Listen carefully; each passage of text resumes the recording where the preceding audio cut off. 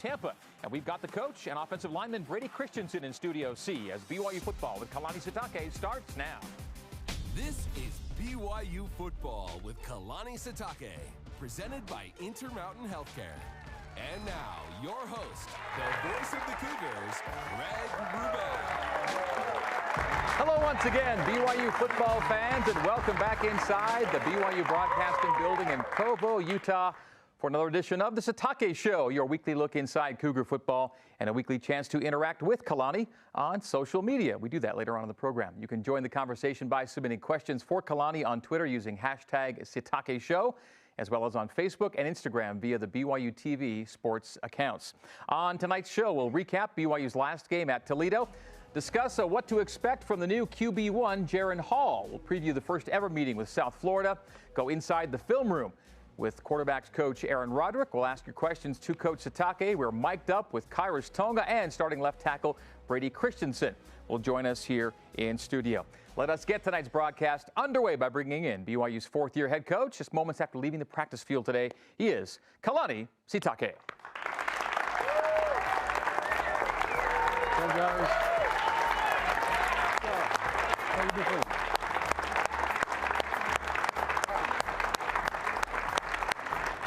Good to see you. Good. I fist bump everybody, but I don't have time to do that. So. Big crowd. It would take you a little while. Good group here today. Yeah. Missed you guys. Thanks for being here. Yeah, we were off last week. So the way the college football calendar breaks this year, 2 bye weeks for everybody. And you get 2 in 3 weeks, as it turns out. First one was this past week. What's a bye week like for Kalani Sitake and his team?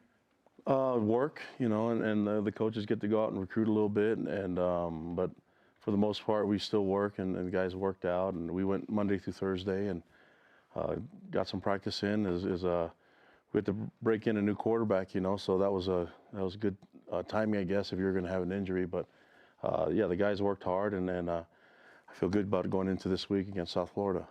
And we'll get to more about Jaron Hall in a second, but it was a pretty intense week for him then, obviously, because he had to jam a lot in to a short span of time, but a little longer period of time with no game last week, so it was good for him that way. Yeah, and I think he's the kind of guy that's just ready to go anyways. And I mean, nobody wants it to see someone get hurt, but I think he was anxious to jump in the game when, even at that moment, we were down and he had to create a drive, and I think he's ready to answer the call. And so it didn't go our way on that last drive, but I think he has a lot of confidence, and I have a lot of confidence in the coaches, and then devise a game plan that will work with his strengths. And then I think from what I've seen from him, he prepares really well, and I'm looking forward to seeing him play.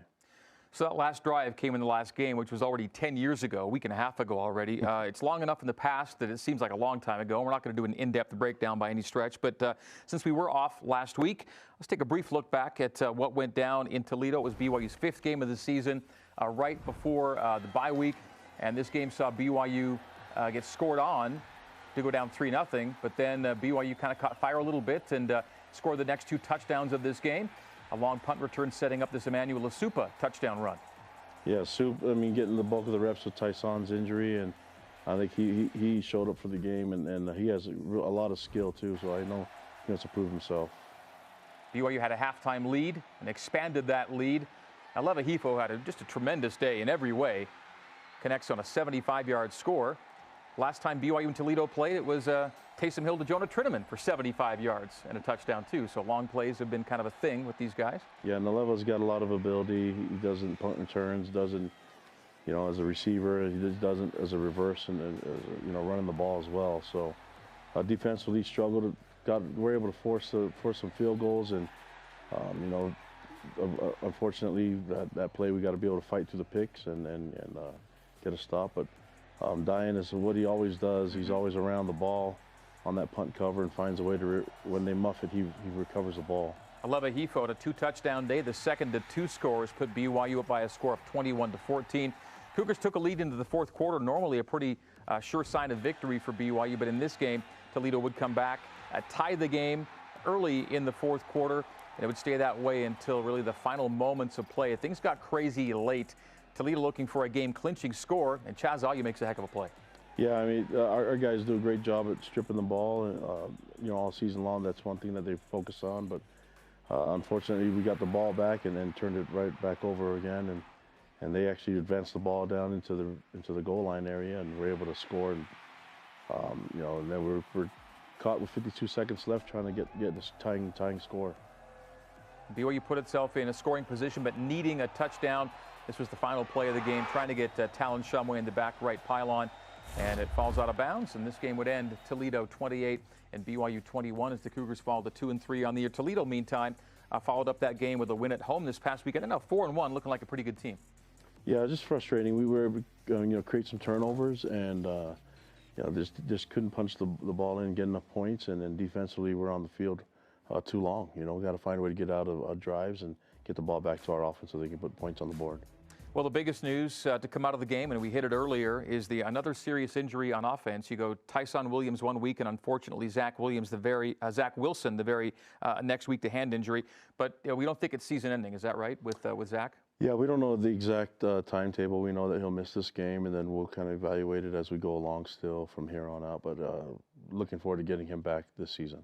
Okay, so it's a freshman starter for BYU, and as it turns out, Kalani, nothing new for BYU of late. They had a freshman starter in 2015 with Tanner Mangum, Joe Critchlow, a freshman in 2017, and of course last year Zach Wilson in 2018, and here we are in 2019 with Jaron Hall.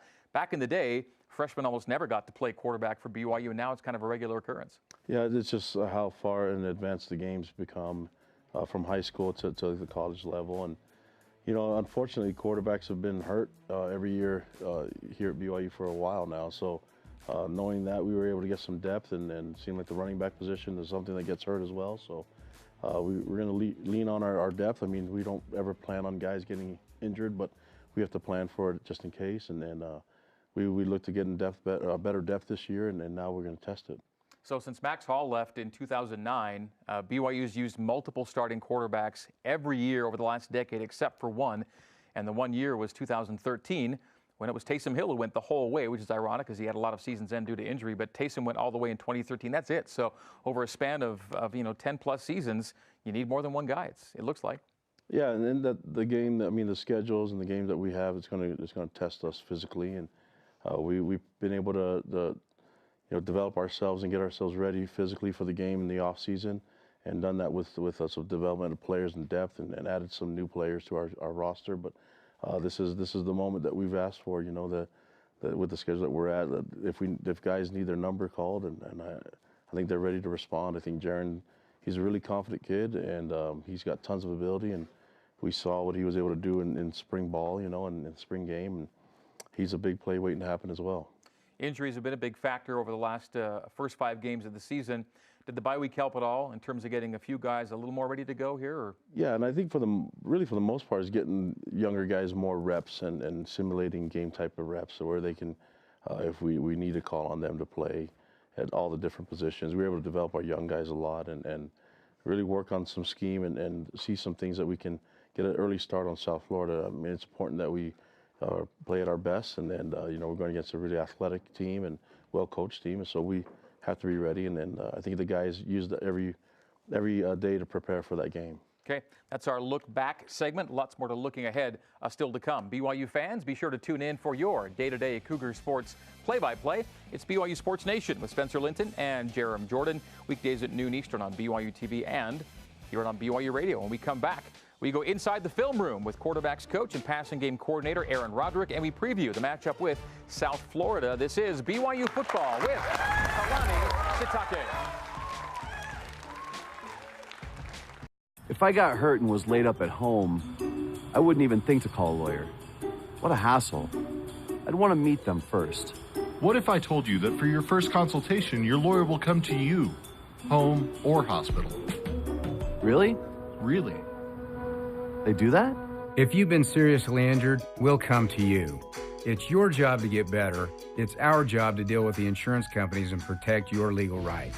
Learn more at siegfriedandjensen.com. My name is Spencer Finnegan. I'm from St. Louis, Missouri. During my sophomore year, I got married to my sweetheart, Mary, and there's tons of unexpected expenses when it comes to marriage. We were looking for scholarships. I found the replenishment grant, and my local alumni chapter gave me a grant to help me focus in on school. I'm so excited to, now that I've graduated, give back to those students that are coming to BYU in the future.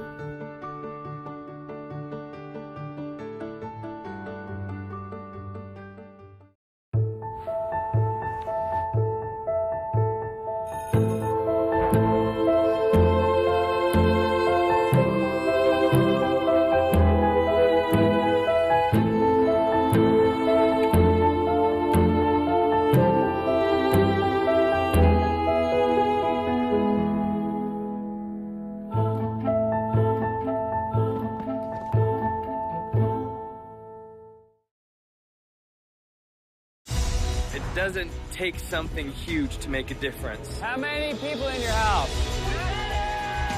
And that's why we're here, to help build something that will last a lifetime. Oh my word. Whoa. Can we do this? We are so grateful that you've welcomed us into your community. I'm excited to go out in the world and see who else is making good.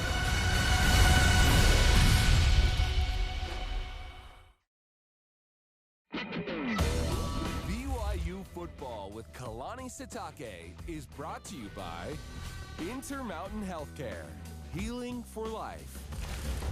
Coming up Saturday, BYU at South Florida. We see this because USF is coached by Charlie Strong, who was in his first year as head coach at Texas in 2014 when BYU won in Austin by a score of 41-7. And a game in which Taysom Hill did that. The Taysom Hill hurdle game. Good times.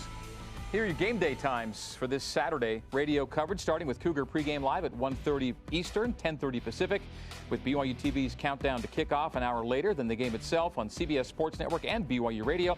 Postgame coverage on BYU TV and BYU Radio. Each week on this show, we get a little deeper into BYU's most recent game with an assistant coach who gives us additional insight with an expert's perspective as we break down a few nice plays from the previous game, assisted by our own Jarom Jordan. This week, quarterbacks coach and passing game coordinator Aaron Roderick takes us inside the film room. All right, here with quarterback coach and passing game coordinator Aaron Roderick. Aaron, let's break down some film. What do you want to look at? Well, we're starting off with a play action pass. It was in the first quarter. This is a concept we run quite a bit, and typically the primary receiver is that we're trying to hit Bushman on an over route. But in this case, Toledo's safeties played a lot lower than they had shown in previous games, and Zach did a good job of finding Gunner on the deep post over the top. Like I said, the idea is to find ways to get the ball to Bushman, and you can see three defenders surrounding Bushman, the safety playing really low, so we're going to throw it over his head if they don't back up. Okay, let's look at an RPO, a run pass option. Yeah, so this is a play, where based on the numbers here, the numbers of defenders in the box would tell you to throw it. But Zach did a nice job of noticing that the linebackers had both moved to the edge of the defense and were coming off the edge, so he felt like if we just found a crease, it could score. And so this is a play, just a great decision by the QB that kind of goes outside of what we teach, and just an instinct play by him. And the touchdown in the Tennessee game, Tyson had one similar to that. It was an RPO where the numbers would have said throw it, but Zach saw that the Mike linebacker had walked to the edge of the defense and there was no support in the second level, so he handed it off, and it paid off. And the play's well blocked, and all you need is a little room. With Steve Clark, we looked at the over route with Bushman, and again, another successful route that you were trying to get earlier in the play. But Matt Bushman, this is a classic BYU route, apparently. Yeah, this is the exact same play, really. It's just this time it's pure play action, 7-man protection. Zach had to hold it just a little bit to wait for Bushman to clear the linebackers, and then threw it out there to the grass, and Matt just makes a great catch here. Zach's got plenty of time, and Matt catches the back end of the ball here and finds a way to keep his feet in bounds. It's a great play. Okay, and Aleva Hifo with the longest play of the season so far, 75 yards. Yeah, this was a 3rd and long, and we were expecting man coverage, and so we're running a little switch route here where we're going to try to create some traffic for the inside defender, the guy in Aleva. We're going to try to create traffic for him to deal with, and then just let Aleva use his speed. And it was a good job by Aleva saving the grass out between the numbers and the sideline. If you bleed too far out there, it can make the throw hard. and he gave Zach a lot of room to drop it in, and then Zach threw a perfect ball, and then it's a great effort by Leva to finish. Leva's one of our more explosive guys. We got to find more ways to feature him. Okay, Jaron Hall will get his first career start, BYU against South Florida. What can we expect in terms of what he does really well that you're hoping to see? This will be Jaron's first start, so it's expected that he might make a few mistakes, but talent-wise, it's not a huge. There's really no drop-off. He's an excellent athlete. He's a good thrower. He's a smart guy. He's a great competitor. So we have a lot of trust in him that he'll play at a high level. Okay, have fun in Tampa. Appreciate it. All right, great stuff from A-Rod and Jaron. Thanks, guys. Let's take a look ahead to this weekend's trip to Tampa. It is BYU and USF. The Bulls, like BYU, 2-3.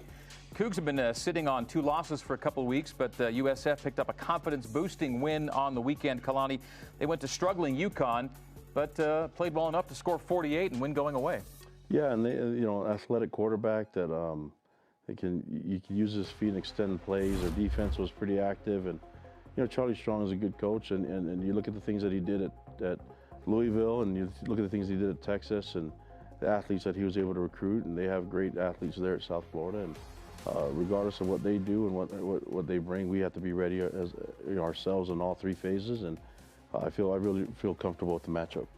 They may struggle with some defensive numbers, but they're one of the more disruptive teams in the country right now. They're tied for 3rd in takeaways with 14 through 5 games, so almost 3 a game. Yeah, they bring a lot of pressure, and they play a lot of man coverage, and so they try to bank on the quarterback making mistakes and making bad throws, and I think we're going to have to establish the run game and be able to be balanced. But Jaron, I think Jaron just stays aggressive and doesn't think too much. He'll be fine, and the guys all have his back, and so I think the guys will rally around him, and what I've seen from practice, I think he'll be ready. USF can really come after you. They are a top 5 in the country in TFLs, and by the same token, they're bottom 15 in TFLs surrendered tackles for loss and allow a lot of sacks. So it seems like there's havoc both ways, offensively and defensively up front for these guys. Yeah, I think defensively our D-line is going to have to control the front, but also, scheme-wise, we're going to have to do some things that are going to help us have success and get us off the field, and we're looking forward to it. I think they disrupt a lot on defense, but they also take a lot of risks, which should give us an opportunity to capitalize on some of those mistakes that they may make. And our offense has been around that type of defense for a long time. This year we've seen a lot of man coverage and a lot of pressures, and so this will be something that our guys should be tuned up on. Coach Lamb was telling me that he is familiar with USF's offensive coordinator from his days back in the FCS. And you already mentioned Charlie Strong, who's been around. He got it off to a tremendous start at USF. He was 17-2 at one point there with USF, but they've gone 2-9 since. So they've been kind of dealing with the ups and downs the last couple of seasons. Yeah, they've been battling with some injury as well, at the quarterback position and other positions as well. But, we're going to have to I'm more focused on what we can get done and executing at a high level on all 3 phases, and scoring points and then causing disruption on defense. What do you want to get done when it comes to BYU's rush defense moving forward? The numbers allowed have been a little bit off of what you're used to typically with your team. It's got to change, and so whatever it takes, we have capable players, and looking at what we can do as a coaching staff. So my job is to make sure our guys disrupt on defense and cause havoc, and on offense we score points, and so that's what the focus has been for me as a head coach. And we have capable players that are willing and try hard and play with great effort, and so there's really no excuse other than I got to get these guys ready. Offensively, when it comes to your run game, I know you're confident in Soup and Lopini and others back there. I think you brought Jackson McChesney into the active mix heading into your last game. Is he still getting more reps in practice, and he's somebody to watch for? He is, and the guy that just got home from a mission and should be able to provide some depth for us and give us a spark. He's got a lot of speed. Another guy to add to the mix is Sione Finau, who brings, we saw a lot of him in the spring. Those guys will have opportunities, but, we're going to rely on running back core with Soup running the lead, and, those guys are going to play behind a physical line, and we're going to have to find ways to get points, whether it's throwing the ball or running. We have to have dynamic playmakers on the field. Dynamic playmakers at quarterback for both teams. Interesting that BYU's got a redshirt freshman going. USF's got a redshirt freshman going at quarterback, and they're kind of similar in that they're both really good playmakers with their legs at that spot. Yeah, and I think mentally, I think Jaron's ready for this. He's been chomping at the bit for his opportunity. It's here now, and you look at the way he plays baseball, he's a multi-sport athlete, and I think he's ready for this moment, and I think he's just going to be anxious at the opportunity, and we have to put him in a position where Jaron could really flourish and do well, and the boys will play hard, so looking forward to the game. Seeing Jaron's counterpart with the other team, Jordan McLeod is his name, and again, he's a redshirt freshman like Jaron, and both guys can get around a bit. We see some of their numbers of note. Jaron McLeod's already had 3 starts, as they've had to use a couple guys due to injury already. Jaron making his first start, but I think both, again, are dynamic enough to where both defenses will have certainly, if not spies, be clearly aware of where that QB is, because they could be playmakers out there. Yeah, very similar. Going to be a good matchup. Should be good weather, and another opportunity for us to go play in front of a bunch of fans in our region, so it's going to be a lot of fun. The game's going to be taking place at Raymond James Stadium, which is the stadium for the Tampa Bay Buccaneers, and USF, like BYU, 2-3 coming in, as I noted. A couple quick other players to watch, fans might want to watch or listen for USF. They've got a running back named Jordan Cronkwright, who had 150 yards rushing this past weekend against UConn. A couple of good linebackers, one of whom got recognition in the American Conference this past week. So again, just a couple of guys, names to note and people to watch as BYU looks to get one down there in Tampa on the weekend. That should look ahead to BYU and USF. All right, as we head to break, I want you to know that you can enjoy a full hot breakfast buffet, dinner Monday through Wednesday, a kitchen in a large grassy backyard along the Provo River Trail, all at the Residence Inn Marriott in Provo. Coordinator's Corner, by the way, is on demand. Ed Lamb and Elisa Tuiaki join me this week.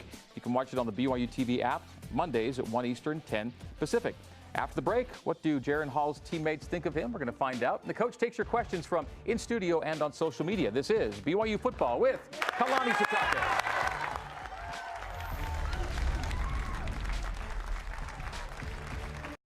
They prefer to be bringing the heat, getting set for success, demonstrating their drive. But when their blood and sweat turns to tears or anything else, we lay the groundwork for BYU's athletes to hit the ground running again, and you as well. Intermountain Healthcare, official medical provider for BYU athletics. We kissed last night. What? Who, Steve or Ben? I hope it was Ben who reminds me of your father. Mom, what are you doing here? I need to make sure that you're eating right, so I'm moving in. What? No, Mom, there's not enough room. I've solved that problem. Don't worry, Jenny's fine with it. Who wants waffles? Huh? Yeah. BYU meal plans, because Mom shouldn't be there. On the basic level, we offer transportation. We carry 4 wheels, tailgates, and a place to rest your rump. Beyond that, we provide adventures, opportunities, and jobs well done. So perhaps our favorite offering is our full line of trucks, including the new Nissan Titan. Right off I-15, Tim Daly Nissan Southtown and the popular full-size Nissan Titan. Think Nissan, think Tim Daly. Here tonight. Let's bring them up here. I'm going to give you each a star to begin the game. Go, go, go! Your turn to play.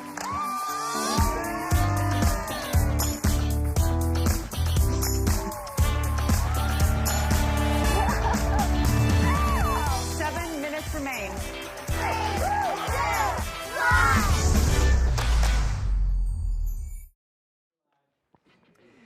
Elise Flake and the 6th-ranked BYU women's soccer team continuing West Coast Conference play Wednesday, 9 Eastern, 6 Pacific on the BYU TV app and on 107.9 FM in Utah against Pepperdine. BYU, one of only 2 unbeaten teams in all of Division I women's soccer at 10-0-1. They lead the nation in home attendance as well. All right, this Saturday at South Florida, the Cougars will have a new quarterback. He is redshirt freshman Jaron Hall. Here now, some of his teammates on this now 2-sport starter. Jaron Hall, such a humble kid, such a great leader, great athlete, one of the best athletes on the team, just a great player. When he first came home from his mission, the most focused, mature dude. I don't think I got a laugh out of him. Jaron Hall is very athletic, very humble. He's a really good guy off the field and on the field. And he's one of those guys that has those natural attributes to be a leader. He's a collected individual. He's calm. He knows what's going on. He's aware of his surroundings, aware of the defense, aware of his own players, where they're at. I'd say aware. I've known Jaron for a long time. He's smooth. He's funny and charismatic on and off the field, and he's just a good guy to be around and a guy that you want on your team. Jaron Hall, he's a good guy, man. I love Jaron Hall. Great QB, great guy, never complains. Very humble kid, always working hard. He never gives up. Poise beyond his years. A young guy, but very confident in his ability and ready to step out on the field and do the job when called upon. And he is the man starting Saturday. Time now for some Q&A on the Sitake Show. We've got live audience and social media questions ready to roll. And we'll open this week's session right here in Studio C. Our friend Brenton Farrell is at the mic. Hello again, Brenton. Hello, Greg. Hey, Coach. So I happen to know you have a birthday coming up on Thursday. Any fun plans? Nope. Fly to Florida? Just gonna, I have a birthday wish. No one's gonna know what it is, but you can kind of guess. So yeah, once you get past, once you get home from your mission, you stop counting birthdays and celebrating them. So it's all about the kids. You guys won't fly. Thank you, though, for reminding me how old I am.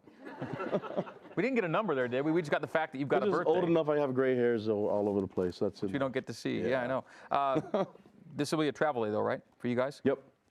Getting back to the Eastern time zone, Getting you go back to Thursday. the East Coast, yeah, we're kind of used to it now. So that this will be our third visit out of 4. Third of 4. At Tar-Heeled Cougar on Twitter asks, is there a different approach between recruiting players that have and have not heard of the LDS Church before? Is there a different pitch? I mean, or a different approach between recruiting players who are familiar and not familiar with the church? I think you base it on football, and then really what makes BYU unique. That's things that we don't shy away from. That's the strength of what BYU is all about. The honor code, the fact that we play the game with Christian values and try to represent the church on the field and off the field. And so that's one thing. Some of the things that guys like Soup and Tyson really they gravitated towards when they came on their visit. They saw it and they got to meet all the fans and get to meet the people around school, and that's what sold it for them. Okay, back into the studio here with Luke Layton at the mic. Hello, Luke. Hi. Hey. Oh, should I ask my question? Yeah, go ahead. Why not? Okay. What player is most likely to skip leg day? What player? Yeah. Will skip? Leg day. None. And we don't force them to do it, but none of our guys skip those days. Okay. Even the kickers, yeah, it's important. How about the coaches when it comes to workout routines? Who still hits it pretty hard? Yeah, well, we try to promote everyone work out hard. I mean, we got to get our coaches so that they can, still stay on the field and move around a little bit. So, yeah, we work out every day as a coaching staff. Probably not as much as we should, but we try to get the rings on our watch filled in. How about you in leg day, Kalani? Walking, every step I take is a leg day, is a leg press. So my legs are naturally strong just from walking an incline or taking 2 steps up hills is enough for a lot of people's leg day. Social media for Coach, at OKForever on Twitter. Coach, what's the best win you've been a part of as a player or a coach? The best win was Wrubell, when I was with Wrubell, his last game. That was the best win, and that's, my freshman year, we played Notre Dame.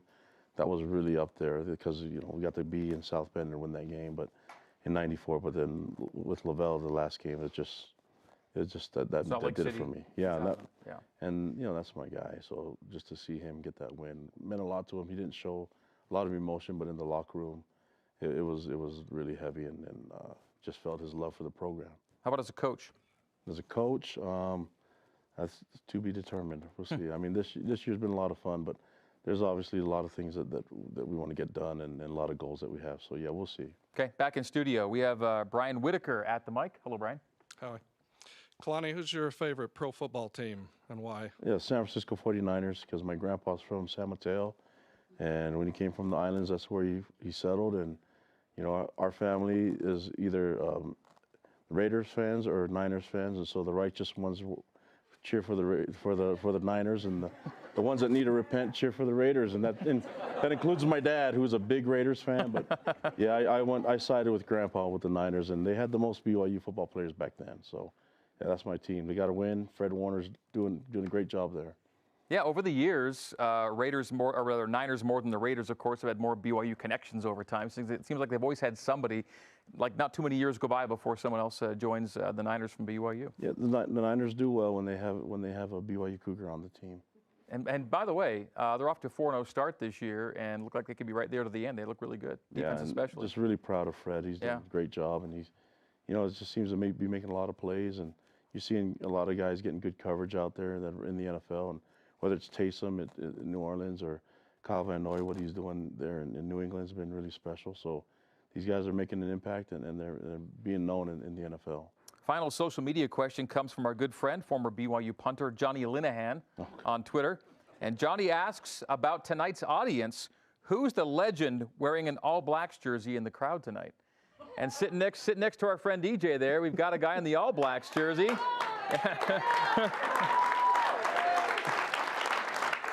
And by the way, the Rugby World Cup is going on right now in Japan, and New Zealand is 3-0, and they play Italy on Friday. How about rugby? What's your background with rugby? Any at all? Well, I mean, we always followed it, but obviously I'm from Tonga, so that's my team. But it's the All Blacks. They have the haka down, and they got a good following. So, but my nation will rise soon.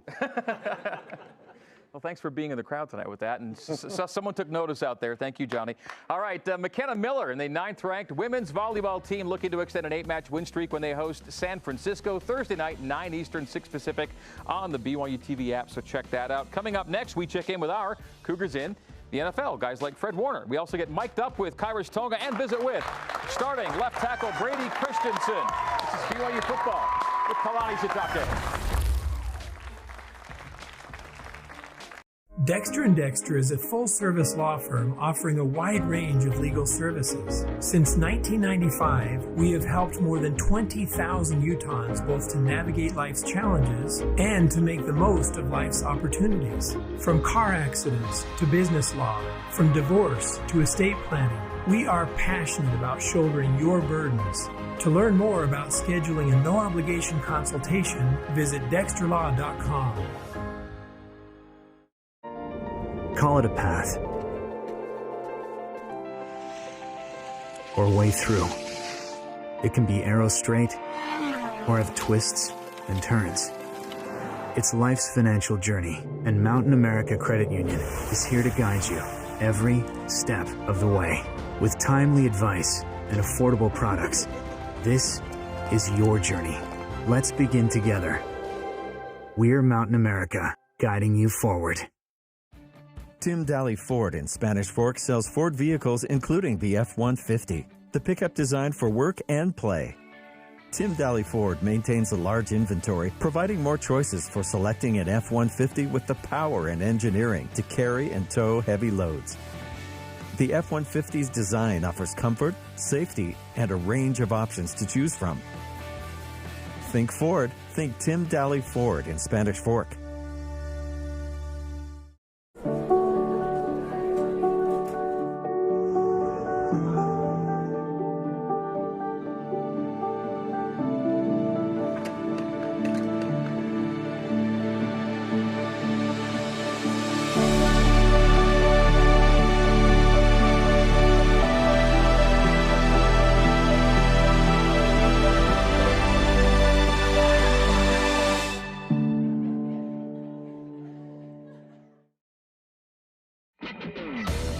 BYU football with Kalani Sitake is brought to you by Intermountain Healthcare, healing for life.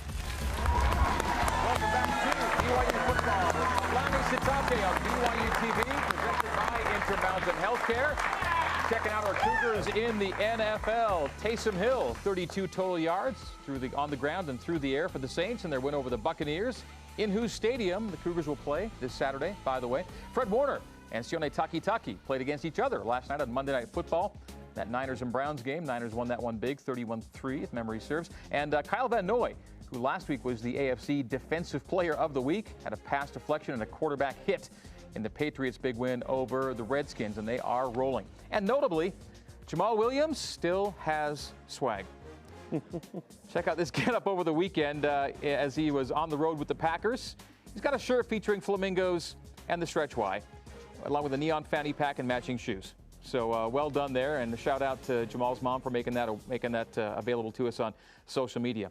All right, well, each week we take you inside a BYU practice week by wiring a BYU player or coach for a day under the helmet. And this week we do some subtle stalking of Khyiris Tonga in a feature we call Mic'd Up.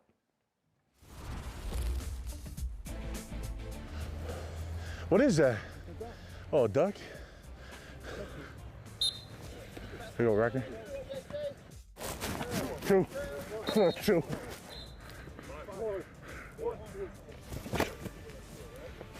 Give me the juice! Want the juice! There it goes! There you go, Zoe! There you go, Zoe! There you go, D-line! I see you, Zoe! Oh.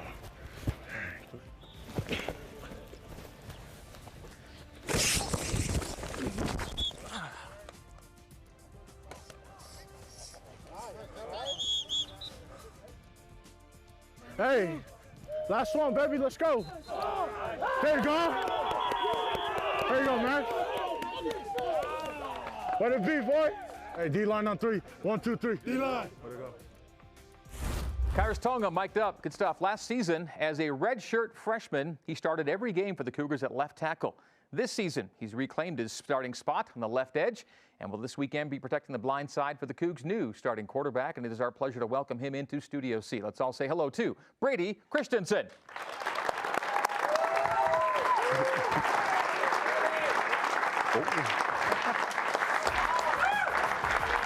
What's up, guys? Hey, Greg. How's it going? Coach.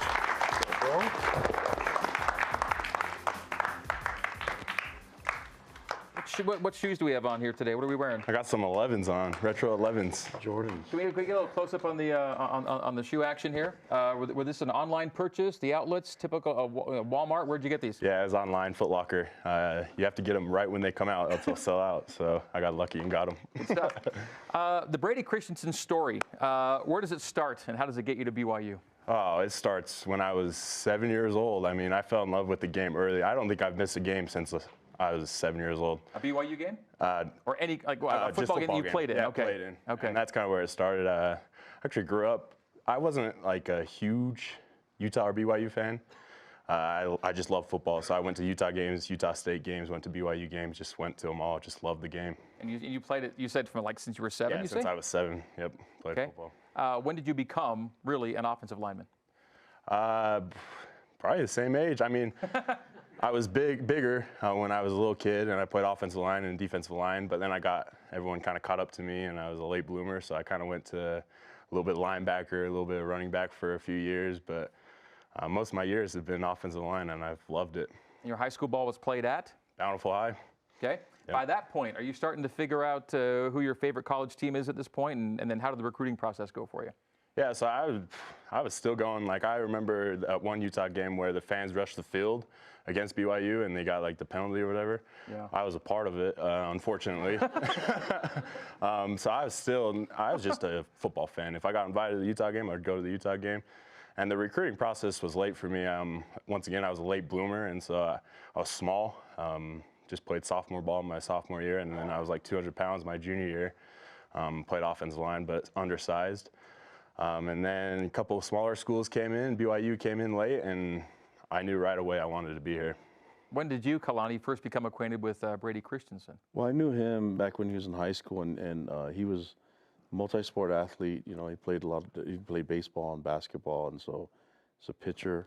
And so I know his coach was bragging about him quite a bit, and it just I was really excited when I got the job and knew that he was a guy that was going to be here. And credit to the coaches that offer him, 2J and those guys, as they recognized it, and Bronco, and then you know, we had to recruit him a little bit, and Coach Empey did a good job of getting him back in here, and he's a special player.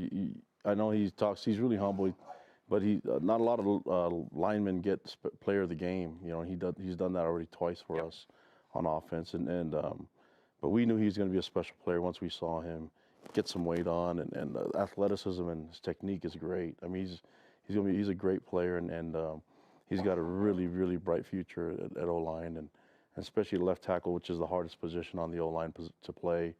I don't know, it's an argument between him and James, which one's harder, center or left tackle, but he's just got this great attitude about the game, and just when you see the passion that he has for the game and for the school and for his teammates, it's awesome. And then, you know, he's kind of a pretty boy. He doesn't like to admit, but he admitted that he has a Jordans on and everything. But you know, he's off the market. He's got a wonderful wife that takes good care of him, and his game stepped up even more this year since he got married.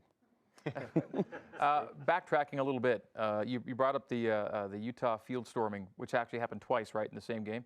Yep. You were among the fans hitting the field that day? Yeah, it was. Both times? Yeah, both times. I might have ran into him because I was running on one in that game too. You're both there. One of my good friends, he had season tickets, and he invited me, and I was like, "Yep, I'm in." And he was like, "You got to wear some Utah gear," so I probably had a Utah hat on. Oh, that hurts. That hurts me too. But look where we're sitting now, right? So it all worked out. It's all good. First season off of, you went on a mission to New Zealand, right? Yep. So I guess we ought to bring back the All Blacks again. We got the guy in the All Blacks jersey right there. That means that, there you go. So that looks a little familiar to you, right? Yep, definitely. Okay. By the way, like since the Rugby World Cup is going on right now, are you checking that out? Did you learn to love rugby at all on your mission? Yeah, definitely. I mean, I'd ask everyone, because everyone knows rugby in New Zealand, so I'd ask everyone about like the game and how it's, because it's different. It's a lot different than football. People think it's similar because you're hitting each other. But the way the field is set up, the ball's always going backwards. So it's just really different, and the rules are very different. But every chance I had, I'd ask people like about the rules, about how it's played, and every P day I'd try to get a rugby ball and start passing around and stuff. So it was fun. I really do love the game. Okay, so dabbling in rugby, football's pretty established. Any other sports for you? I love to golf. I love like any spare time. It's just a good like mental break, you know. It's tough, and I get mad out there on the golf course. Are you any good? I love it. Not really, but I love it. We still love it. First season off a mission to New Zealand. Your red shirt here. And that was 2017 season, I guess, right? Yep. That was a year where there were some struggles for the team. It ends up being a rough year without a postseason.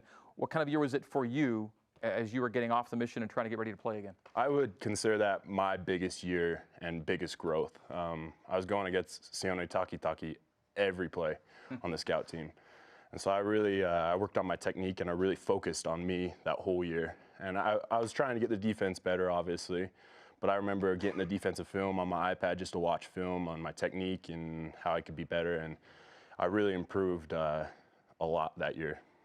Kalani, is it possible to notice somebody as a scout team offensive lineman in a year like 2017, and did you notice him? Oh yeah, we noticed him right from the beginning, and had these questions of whether or not we should have played him that year, you know. But we felt like it would be better for him to being home from mission, to get him ready, get his legs back, and get some off-season conditioning and training for him. And I mean, he's an unbelievable player, and he's, like I said, he's got a bright future. You hate making those statements, but I'm really comfortable saying that he's going to play a lot of football as long as he wants to, and he has his hard work. He's got a wonderful family, and everything is working really well in his life, and I don't see why that shouldn't be his trajectory for him in his career.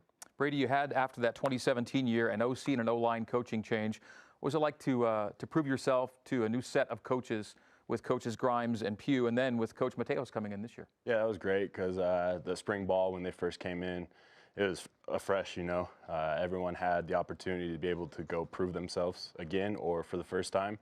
And so I really, I took a lot of pride in playing my best every day that first spring ball with them. And then even when Coach Mateos came in, it's brand new again. You got to go prove yourself again. It doesn't matter if you started all the games last year, you got to go prove it again.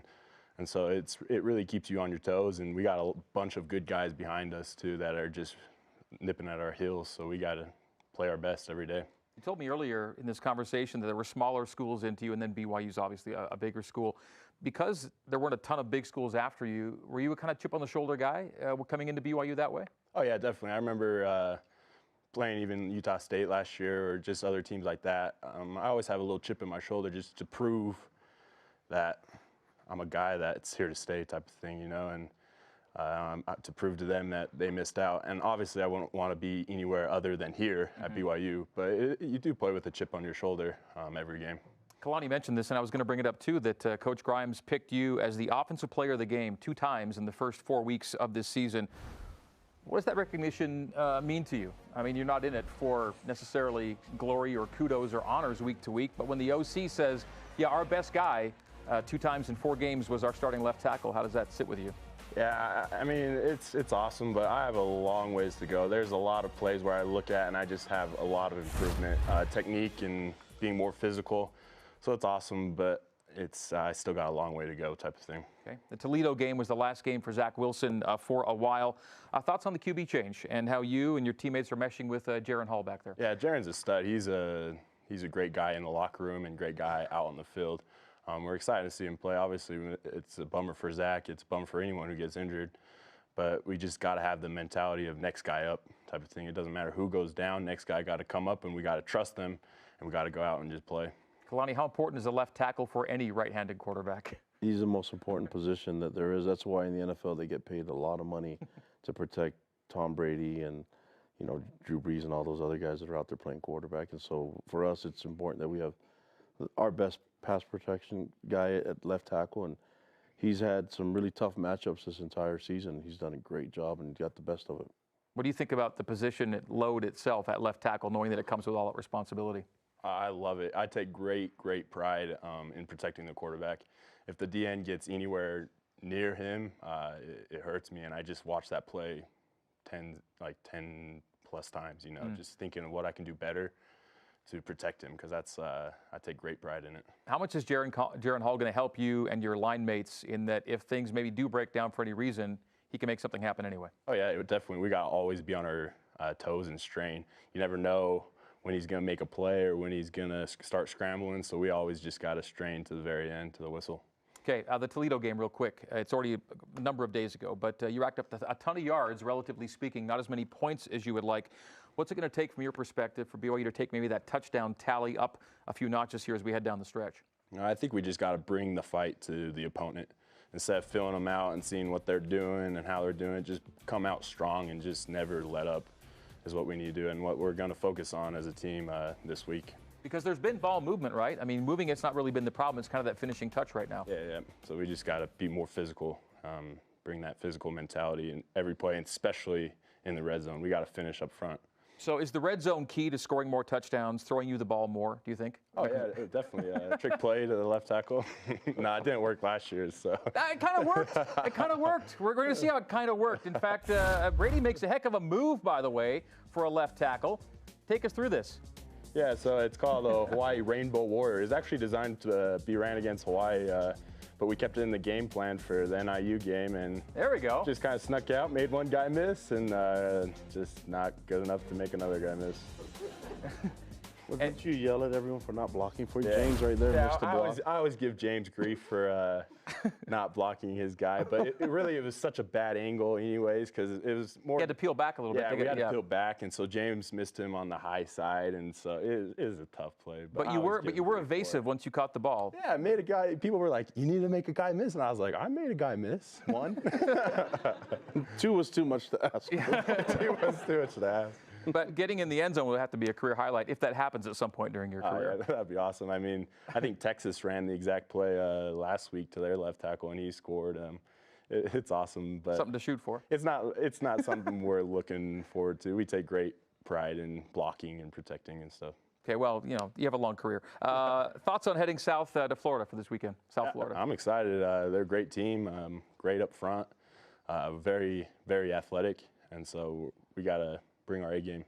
Kalani, you're just getting a vibe from Brady as we're talking here today. It seems like he's somebody that would be a popular teammate, a good locker room guy. What's he like with the boys? Great leader, and they all look to him. He's a hard worker. He does it by example, and then he you know, when he speaks, people listen, and so that's our team's run by these big guys that aren't afraid to lead, and he's a guy that'll do what's right, and he's been doing it on the field and off the field and in the classroom, and I'm just really proud of him. I'm just honored to be his coach. Last couple things for you, Brady. How would you describe the O-line's camaraderie? What do you guys like to do together, and what's it like when you all do get together? It's pretty rowdy. One of our favorite things we like to do is actually go shoot skeet. up in the mountains. I'm not a big gun guy myself, but all the other guys are, and I just love being with them, you know. And when we go out to eat at Tucanos or whatever, that must be a trip, by the way. I'm sure they lose money there when we go out and eat. I'm sure of it. Yeah, the all-you-can-eat does some damage there. What to you will make this season a successful season as you look down the line? I think we just got to take it game by game. You know, we got a lot of good teams ahead of us, and still a lot of the season left. So it's we can still have a very special season. We just got to take a week-by-week mentality and get more physical every week. And you know that if things break the way you want, there is a postseason reward at the end of it. There's a bowl game in Hawaii if you guys are eligible, and that'd be the plan right now. That'd be a nice way to end things up, wouldn't it? Yeah, definitely. Can't beat Hawaii, you know, nice and warm. But again, just focused on week by week. Which is South Florida starting Saturday. Great having you in tonight. Thanks for coming and chatting. Thank you for All right, stick with us as we head to break here. And as we do head to break, did you know that you can have your groceries waiting to be picked up, or better yet, dropped off at your front door? It's all done online at smithsfoodanddrug.com or on their app on your phone. Download the Smiths app and save time. Shop online. We invite you to break down Cougar football with Dave McCann, Blaine Fowler, David Nixon on After Further Review. That's on demand now on the BYU TV app. And finally, this week's trivia question. How many FBS teams are located in the state of Florida? The answer next. Stay with us on BYU football with Kalani Sitake. This is where we dominate. Our playground, place of business. This is our promised land, where we seek to find ourselves. And we're here to make sure the spaces our best prove themselves on appear how they should.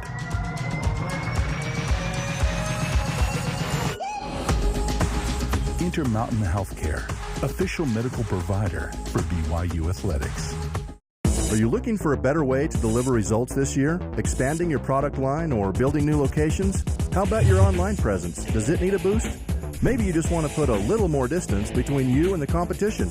Tap into the powerful engine of BYU Athletics and let us put together a plan unique to your business. We can provide you with the tools designed to enhance your brand on a local, regional, or national level. We invite your team to join ours. For details, email sponsorship@byu.edu today. If I got hurt and was laid up at home, I wouldn't even think to call a lawyer. What a hassle. I'd want to meet them first. What if I told you that for your first consultation, your lawyer will come to you, home or hospital? Really? Really.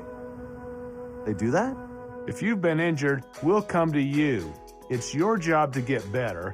It's our job to deal with the insurance companies. Learn more at siegfriedandjensen.com.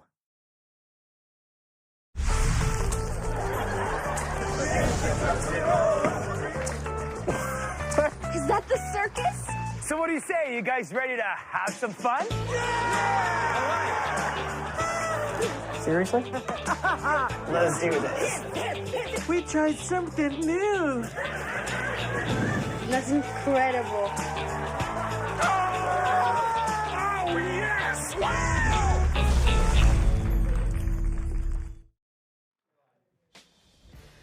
All right, before the break, we asked this trivia question. How many FBS teams are located in the state of Florida? Don't show the answer yet. We're going to have Kalani talk us through this. How many FBS teams in the state of Florida? Let's start. So Florida State, Florida. Okay. Miami. 3. Right? And then you have FAU. 4. FIU. 5. Who am I missing? USF, UCF. There you go. It's 7. There we go. There you go. Yeah, the team you're playing this weekend and everybody else. Way to go. I was about to go to FCS there a little bit. Yeah, there we go. What has Kalani won? 7. There it is. Those are the 7 FBS teams. Way to go. Yeah. Don't ever doubt me. Yeah. There we go. That was fun. It helps when you play one of them, so. All right, let's go to the Daily Double then. What's his next question? We have no question ready for you. And a lot of people miss either FAU or FIU in that, but you got them pretty quickly in that one. Yeah, well, I was just talking about it with Mateos, who's from Miami area, and so that probably helps out. As he was explaining that FAU is like 40-minute drive away from Miami, and FIU's right there in Miami, so that helped out. And of those Thanks, 7, Mateos. yeah, of those 7, the teams that BYU hasn't played yet would be FAU, FIU, and Florida. Yep.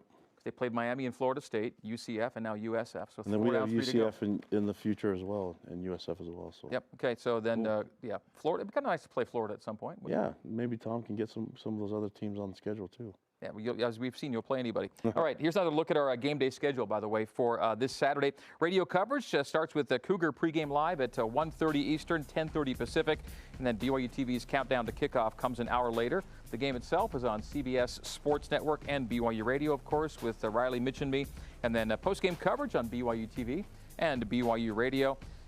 Backtracking to wrap up our show today, Coach, and it's the first start thing for Jaron Hall.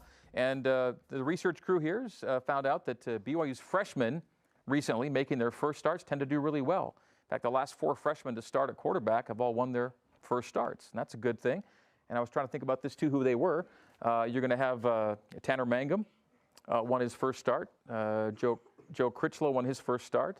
Taysom Hill won his first start, and then Zach Wilson won his first start. Those are the last 4 freshmen to go 4-0 in their starts. So that's keep that good, thing rolling. Yeah. I could talk to Greg all day about all the stats. All the fun stats and trends that no one else cares about. Yeah. Because if I didn't get the 7 schools, I know you would have filled them all in. Would have helped you out. So. Would have helped you out.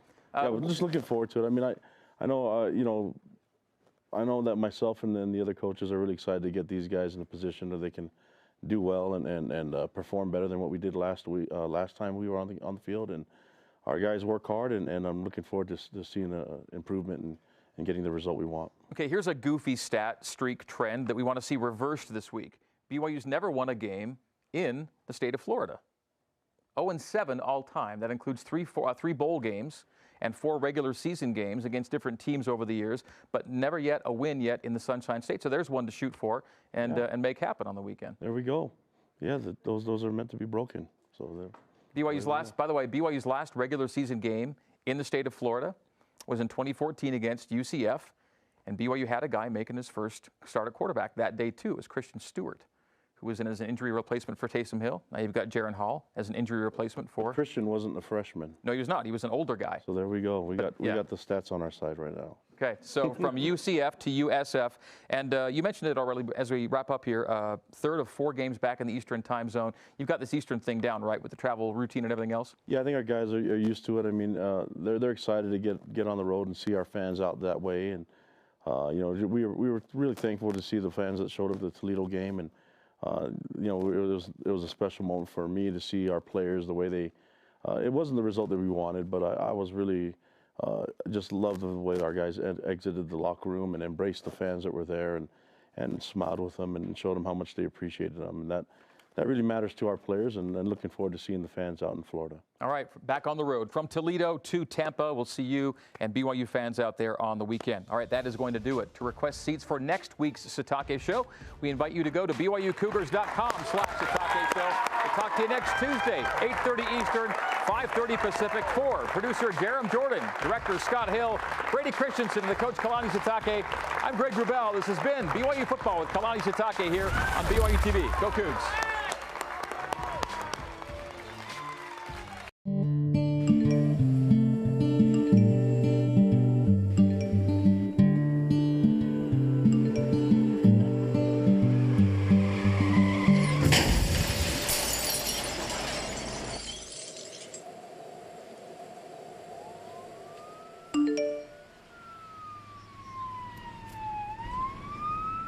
Martin's Collision Repair. The right repair, the right paint, the right choice. Martin's Collision.